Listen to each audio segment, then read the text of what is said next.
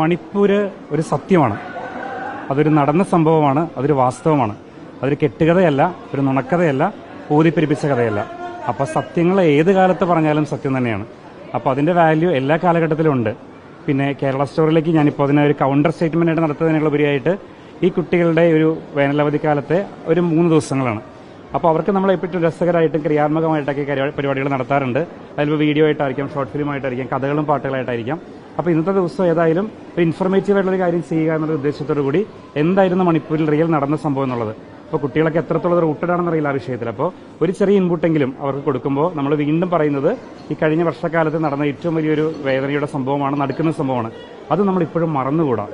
അത് വീണ്ടും വീണ്ടും ഓർപ്പിക്കുക എന്ന് മാത്രമാണ് നമ്മൾ ഈ കാലഘട്ടത്തിൽ ഉദ്ദേശിച്ചത്. മണിപ്പൂരിൽ ക്രൈസ്തവർ നേരിട്ട പീഡനം എല്ലാ സ്ഥലങ്ങളിലും എല്ലാ കാലങ്ങളിലും മനുഷ്യർ നേരിടുന്ന പീഡനം ഒക്കെ ചർച്ച ചെയ്യപ്പെടേണ്ടതാണ്. അങ്ങനെയുള്ള വേദനകളുടെ കഥകൾ ഉറപ്പായിട്ടും ചർച്ച ചെയ്യുന്നതിൽ പിന്നെയും ആവർത്തിക്കുന്ന തെറ്റില്ല. പക്ഷേ കുക്ക്ഡ് അപ്പ് സ്റ്റോറീസ് അല്ലെങ്കിൽ പ്രൊപ്പഗാണ്ടയുടെ ഭാഗമായിട്ടുള്ള കാര്യങ്ങൾ നമ്മൾ വരുമ്പോൾ ഉറപ്പായിട്ടും നമ്മുടെ കേരള സമൂഹം കുറച്ചും കൂടി ബോധ്യമുള്ളവരാണ്, കുറച്ചും കൂടി കാഴ്ചപ്പാടുള്ളവരാണ്, വിവേകമുള്ളവരാണ്. അവർക്ക് തിരിച്ചറിയാൻ പറ്റുമെന്നാണ് ഞാൻ വിചാരിക്കുന്നത്. ഇതുവരെ എനിക്ക് എതിർപ്പുകളൊന്നും വന്നിട്ടില്ല. കാരണം നമ്മൾ മണിപ്പൂരിന്റെ വിഷയം സഭ പറഞ്ഞിട്ടുള്ളതാണല്ലോ, സഭ ഔദ്യോഗികമായിട്ട് പറഞ്ഞിട്ടുള്ളതാണ്. അപ്പോൾ ആ ഒരു വിഷയം ഞാൻ വീണ്ടും പറയുന്നതിൽ തെറ്റൊന്നുമില്ല. പിന്നെ ഇതിന് റെലവൻസ് വരുന്നത് ഈ കാലഘട്ടത്തിന്റെ പ്രത്യേകത കൊണ്ടാണ്, പ്രത്യേകിച്ച് ഈ സമയത്തിന്റെ പ്രത്യേകത കൊണ്ടാണ്. അത് നിങ്ങൾക്ക് എല്ലാവർക്കും അറിയാവുന്ന കാര്യമാണ്. അപ്പോൾ ഒരു പ്രൊപ്പഗാണ്ട വീണ്ടും പ്രൊപ്പഗേറ്റ് ചെയ്യപ്പെടുമ്പോൾ അതിന് ബദലായിട്ട് നമ്മളൊരു സത്യം വിളിച്ച് പറഞ്ഞുകൊണ്ടേയിരിക്കണം.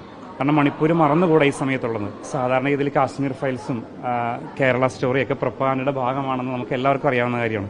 ഈവൻ ഞാൻ കുഞ്ഞുങ്ങളോട് പറയുമ്പോൾ പോലും അവർ പറയുന്നത് ഇത് നമ്മുടെ കേരളം അല്ലല്ലോ, നമ്മുടെ കേരളം ഇങ്ങനെയല്ലല്ലോ, ഇതൊന്നും ഇങ്ങനെയൊക്കെ പറയുന്നത്. കാരണം ഇത് കേരളത്തെപ്പറ്റി അവർ പറയുന്ന കാര്യം നമ്മൾ കാണുന്നൊരു കേരളമല്ലല്ലോ.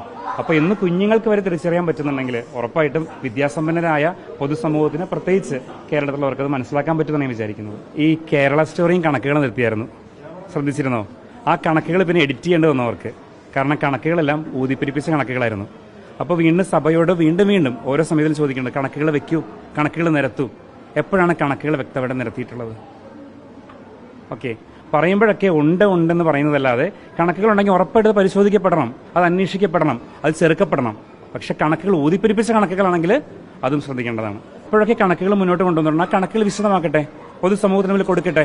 ഒരു ഡേറ്റാബേസ് ഉണ്ടെങ്കിൽ ആ ഡേറ്റാബേസ് നമുക്കിവിടെ അന്വേഷിക്കാമല്ലോ ഉറപ്പായിട്ടും. അപ്പോൾ അതിനിവിടെ 100% നമ്മൾ സുതാര്യമാണ് ആ കാര്യത്തിൽ.